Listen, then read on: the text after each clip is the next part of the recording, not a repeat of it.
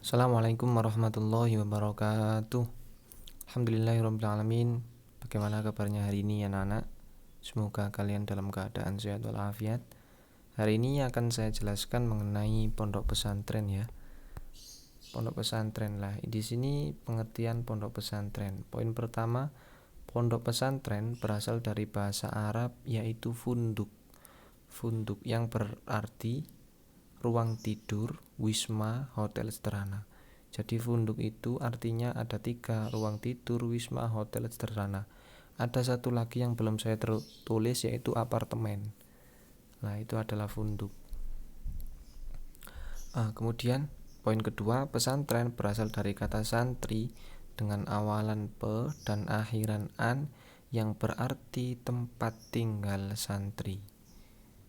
Untuk poin pertama tadi adalah pondok saja ya, bukan nggak pakai pesantren, salah tulis.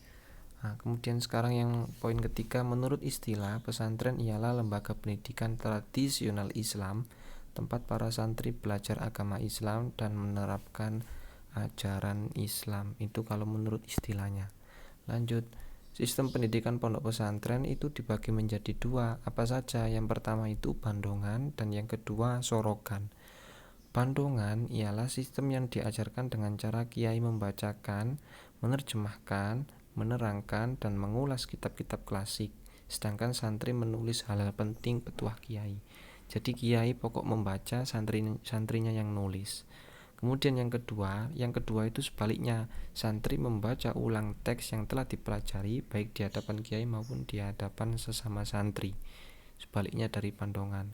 Bandongan, kiai membaca, santri mendengarkan dan menulis. Yang kedua, santrinya membaca, kiainya yang mendengarkan, atau sesama santri yang mendengarkan. Nah, itu sistem pendidikan pondok pesantren.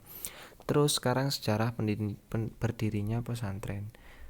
Pondok pesantren sebagai lembaga pendidikan pertama kali yang didirikan oleh Syekh Maulana Malik Ibrahim atau Syekh Maribi yang berasal dari Gujarat. Beliau dikenal sebagai spiritual father atau bapak spiritual Wali Songo. Jadi beliau itu termasuk salah satu dari Wali Songo yang dimakamkan di Gresik.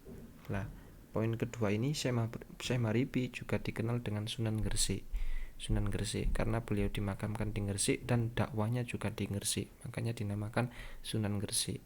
Poin ketiga, awalnya pesantren tidak hanya menekankan pada misi pendidikan, melainkan juga misi dakwah. Jadi pesantren itu tidak hanya mempunyai misi pendidikan, tapi mempunyai misi dakwah, yaitu mengajak kepada kebaikan.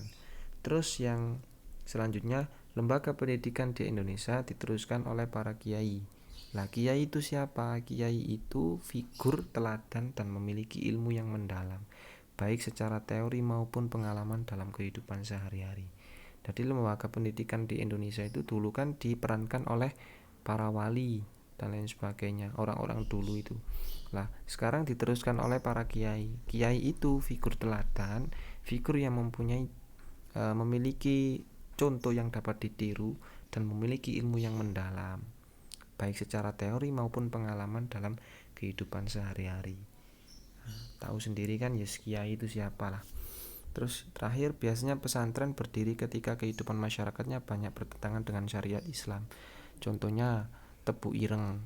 Di Tebu Ireng sana itu termasuk area orang-orang yang bertentangan dengan syariat Islam.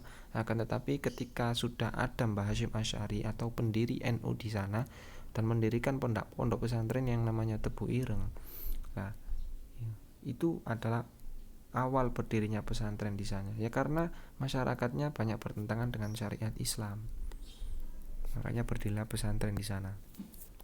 Nah, ini adalah elemen pondok pesantren, pendidikan pondok pesantren. Apa saja? Yang pertama, pondok pesantren itu ada kiai. Yang kedua, pondok pesantren itu ada masjid. Yang ketiga, pondok pesantren itu ada santri. Yang keempat, pondok pesantren itu ada asrama. Dan kelima, pondok pesantren itu ada kitab kuning atau kitab klasik sebagai sumber belajar.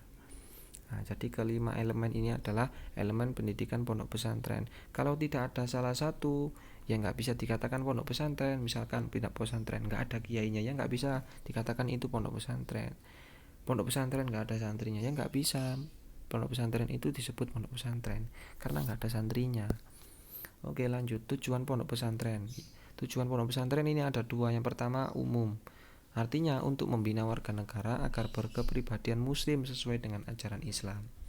Ini yang khusus, yang kedua itu adalah mendidik santri untuk menjadi seorang muslim yang bertakwa. Yang kedua, mendidik santri agar menjadi kader-kader penerus kiai. Yang ketiga, mendidik santri agar mempunyai kepribadian dan semangat kebangsaan yang bertanggung jawab. Itulah tujuan pondok pesantren. Untuk umum itu untuk semua orang, tapi untuk khusus ya untuk santri. Nah, mungkin itu saja yang bisa saya sampaikan. Kurang lebihnya mohon maaf. Allahumma fiqh lakum. Assalamualaikum warahmatullahi wabarakatuh.